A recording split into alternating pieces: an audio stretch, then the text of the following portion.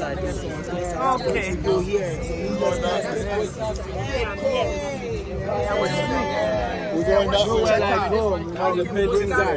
What's your name? So beautiful. Ava. So you just give me the Your name. name is Mary? After, you know, is Huh? it Eva? Mary. Mary. Your first time in Cape Coast. Eva? Yeah. Hey, Eva. Come buy some oranges. Eva. So give me the name. A-V-A. G. A. A. That's Eva. Yeah, so after tour, don't forget ambition, you know. You can have a look with my artwork. And I'm the best artist. Nice acrylic painting, also unwashable. You know. So after tour, you know, right? So you want bracelet with your name like this? Yes. That's the bracelet, Ghana bracelet. I can put the name. So after, right?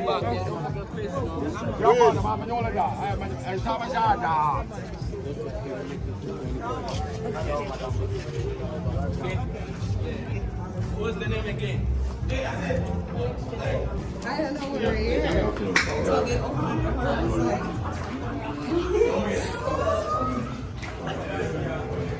What do you think this is so cool, but that was nice.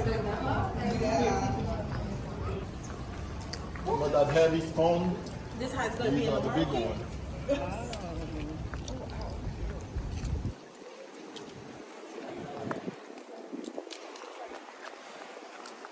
So guys, this is Cape Coast in Ghana, Africa. This is where they built a dungeon where the slaves were kept. We were told to wear something with a little bit of white. I guess that's in honor of the slaves and our ancestors. So here we are, we're going to take a tour together.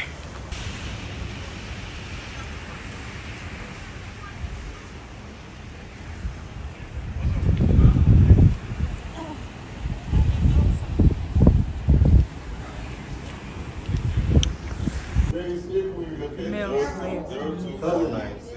Super slippery. Slippery? Yeah. Slippery.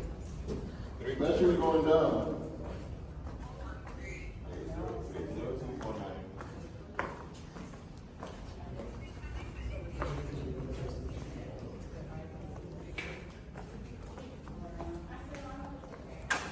Wow.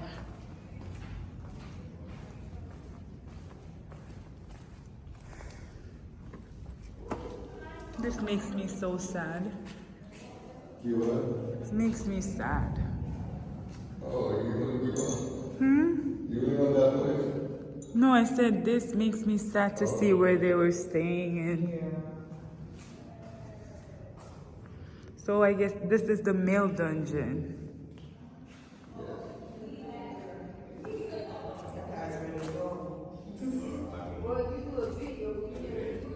So did they like have bathrooms or no? Wherever you stand is your bathroom, is your living room, is your bedroom, your sick day, everything here. Wow. I was asking if they had any washrooms here, and I'm saying they did everything in here. Yeah. That's Everything. so sad. Here, are they coming? Yes.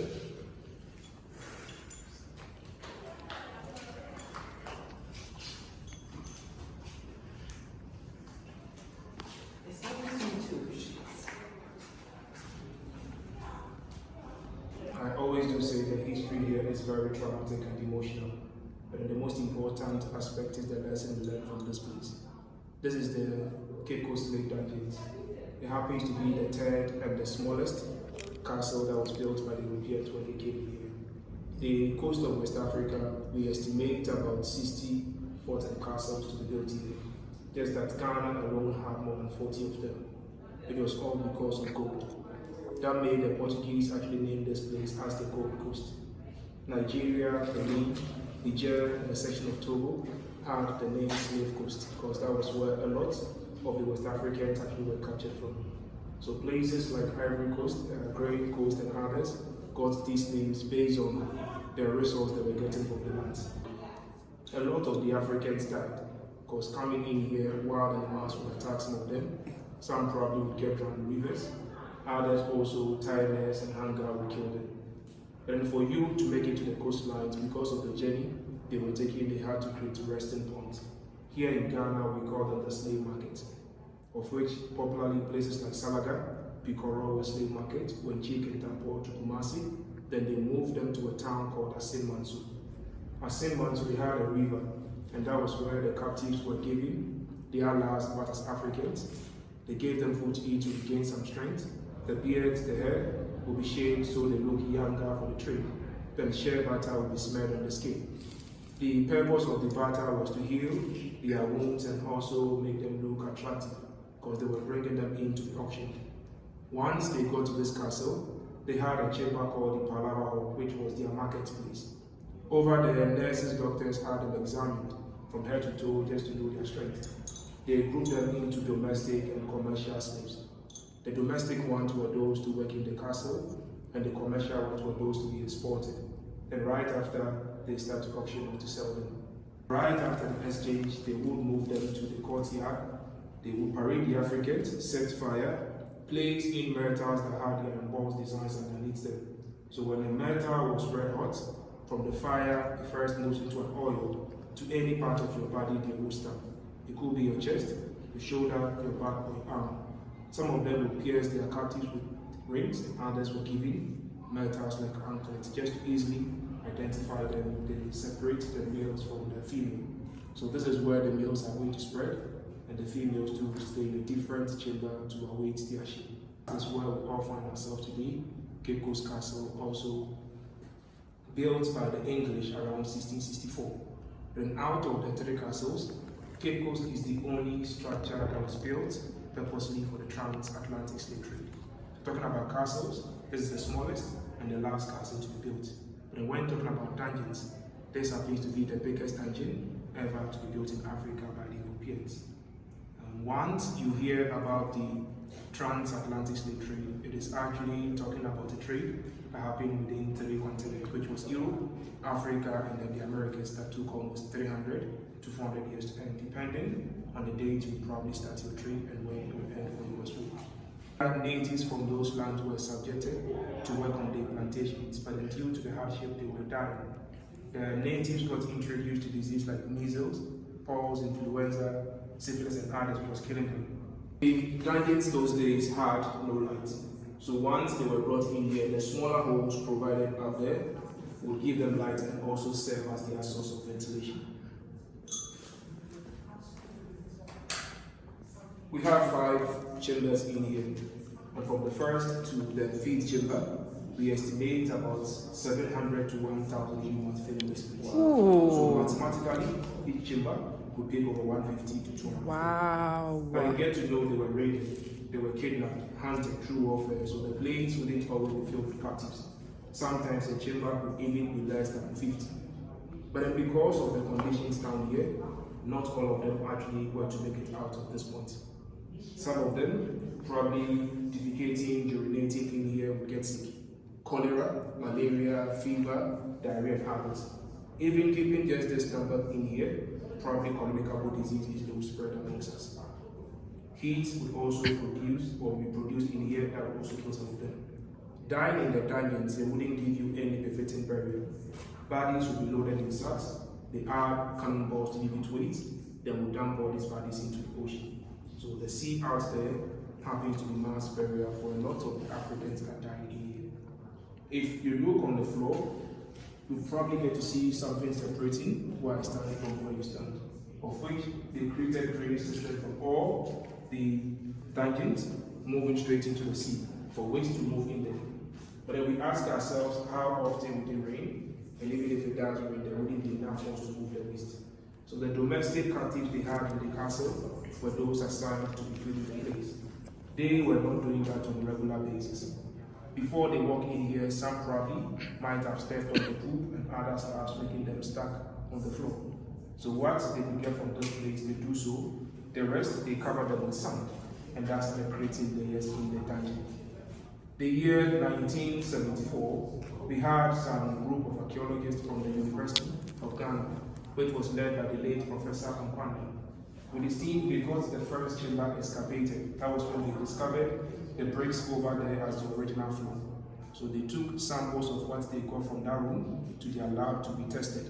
And the results that came out says whatever we stand on here Moving to the feed chamber happens to be the toilet, the vomit, the sweat, the blood, the food particles, so things that humans mostly would excrete in the depth of their system. With sand, food and blood is what we stand on.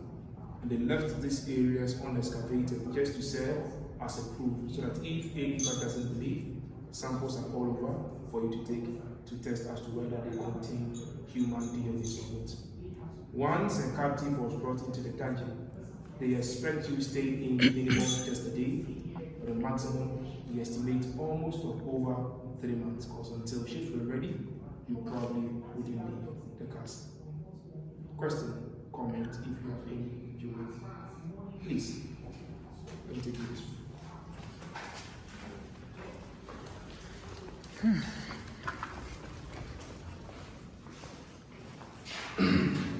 Alright, so whilst keeping the Africans in the dungeons, above them they actually built a church. The name of the church was the Society for the Propagation of the Gospel. Today we call that same church the Anglican Church or Church of England. We paused here all because of this hole, because the hole that we see here happens to be right in front of the church. So when moving in and out of the church, whatever that was happening in this chamber, they would smell, they would hear, and get to see it. So whilst the neighbor as yourself was being preached up there, directly beneath them, other neighbors also were screaming for their lives. Please, let me show you something.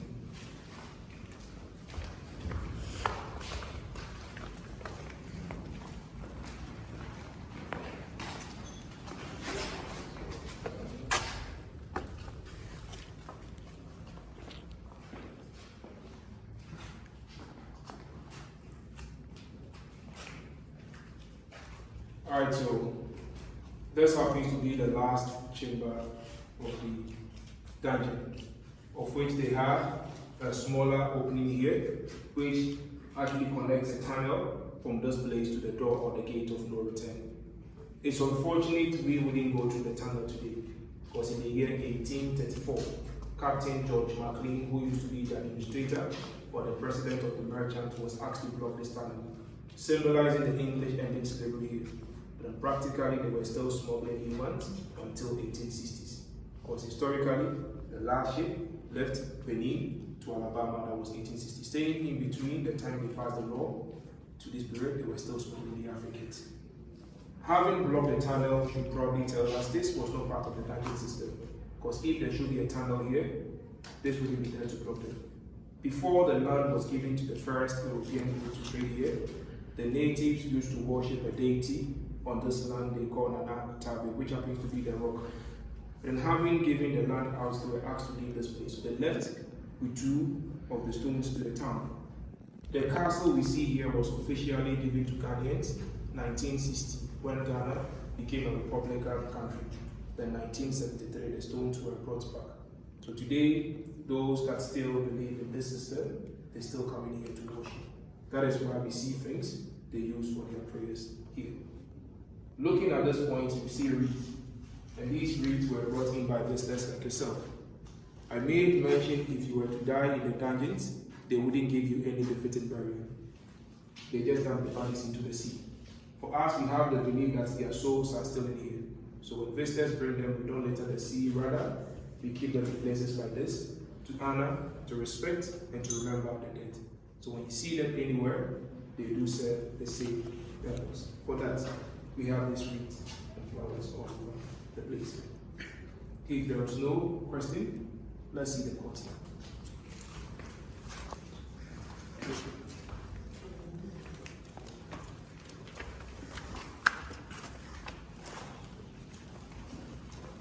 Used to be a graveyard for the Europeans. They had a place excavated 1996 and only 4 were left here.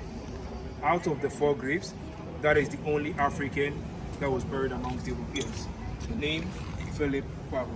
Originally he's Kwiku, a Jiri from this town. The father played a major role in the trade, and because of the role of the father, his son got a scholarship at the age of 11. In England, he was taken to this area. He was baptized into the Anglican faith, so they gave him the English name as Philip. His name Kwiku also got anglicized to Kwaku, and that made him Philip Kwaku. Age 24, he became the first black man to be ordained as an Anglican priest after he completed Oxford University as a theologist. The following year, he was brought to the same castle. So right up there, the church, he was leading an all-white congregation whilst others stayed in it. He served this castle for almost 50 years before he died.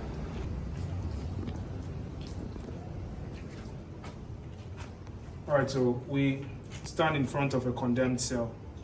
You know, a lot of the Africans that were brought in here were warriors from their tribe. Some would want to fight the officers, others too would want to escape from the castle.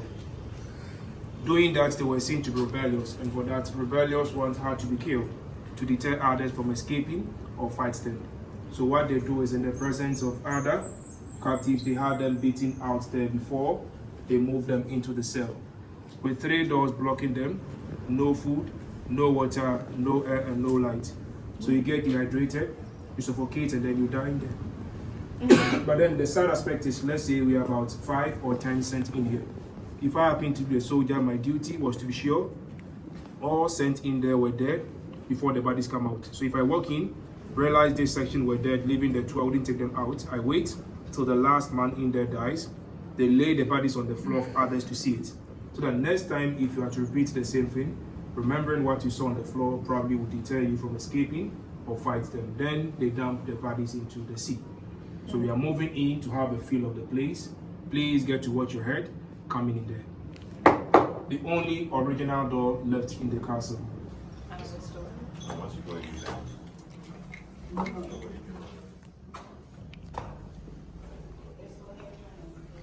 Come, Wes, come. Shoot. Are you guys seeing?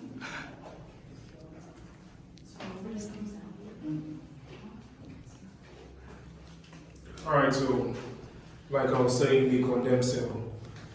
It had 3 doors. The first door was blocked, the second one and the third one. Until the last person was dead in here, nobody gets to this place. With all these doors open, I'm sure we still feel the heat. So just imagine having 1 or 2 Wow. living here with the dead as well. That is why some today prefer calling this place the room of no return.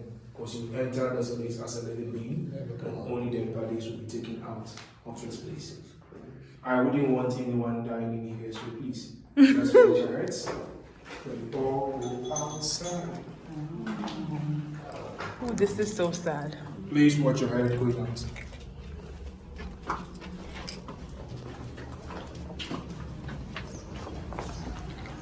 Oh, jeez. Please, looking around, I'm sure probably when you came in, you went up there to take some pictures, and you saw those metals over there. They are cannons, and the short ones here are mortars. The English actually brought them to protect, or probably the castle, from enemies or intruders.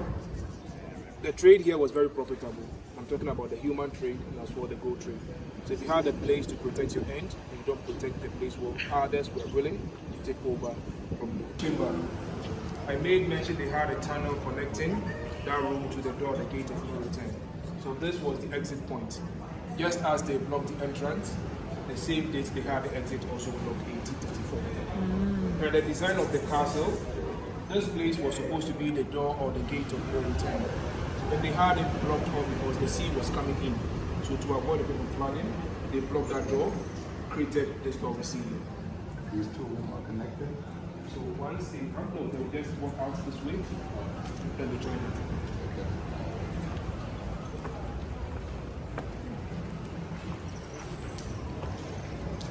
That was the female punishment cell. You know, the European coming here never came with their wives. So whenever they wanted to satisfy themselves sexually, they move into the female and they speak in lady of their choice to abuse or rape them. For you to be brave enough to defend yourself, uphold the little dignity you had in here, they had to punish you. The punishment was for you staying in here for some days to get a change of mind. So that next time, if they come back again to pick you, what you felt in here probably you wouldn't want to, so probably give in. In the cell, the smaller hole is where they ease themselves in terms of the poop and others. The metal gate here would block them from escaping. Unlike the males that had no food, water, or anything, they were given food, water, and probably would get air, but it wouldn't be enough as they had in their blankets. Not all of them too were willing to stay in here. Some of them would avail themselves, They move them up there, we wash them before they take them to bed. After being raped, they were brought back to the dungeons. Some of the females got pregnant before the ships came in. If they see you pregnant, they take you from the dungeons. Take care of you because you are carrying their baby. The mother will deliver breastfeeding for some months until they see both the mother and the baby fit. They separate them. The mother will be brought back to the dungeons. They kept the babies, of which they had nannies. The nannies were the domestic female captives as well as their concubines they had from the town. Take care of the kids so that when they grow, they would bring them to the church. So the church as well served as a school for the mixed race. Some of them actually left this place during and after the trade, others also stayed behind. That is why here in Ghana, our coastal areas from Hunter moving to Western happy to be flooded with a lot of Western areas. So in Ghana, you have surnames like Morgan, Van der Boy, Van Dyke, Wills, William, Wilberforce, McCarthy, and the rest. A lot of them in Ghana happen to be descendants of the mixed race. Others also adapt and some corrupt African names into it. So not all of them are direct descendants of the mixed race. Here. Please, if there is no question, we'll see the figure.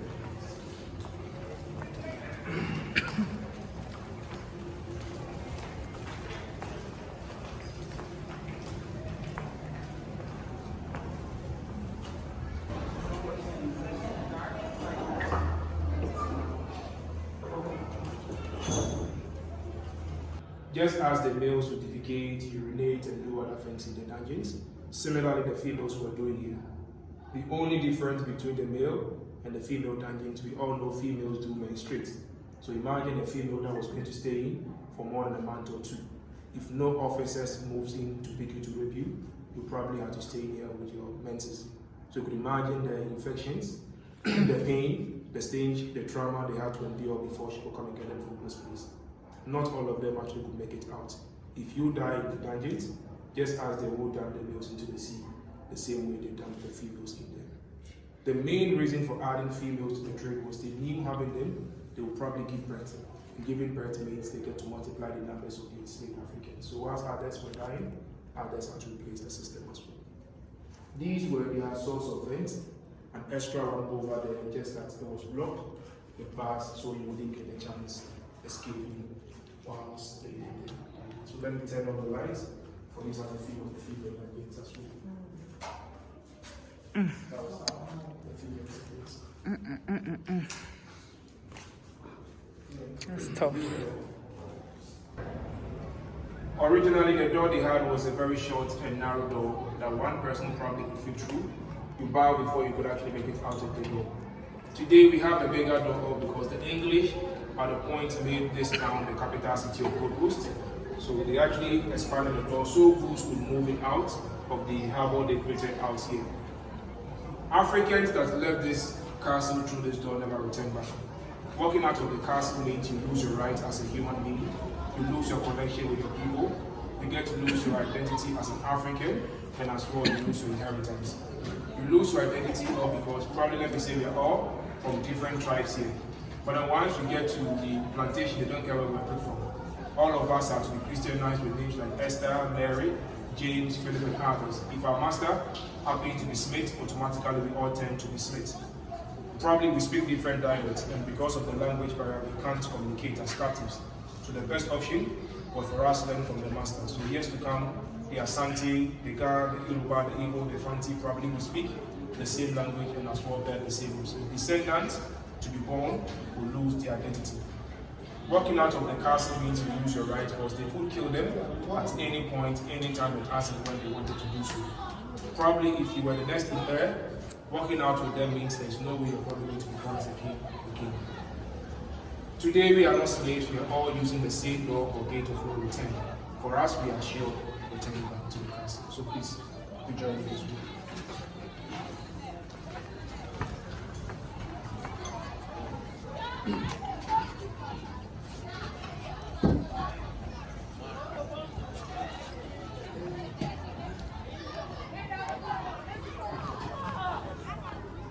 Alright, so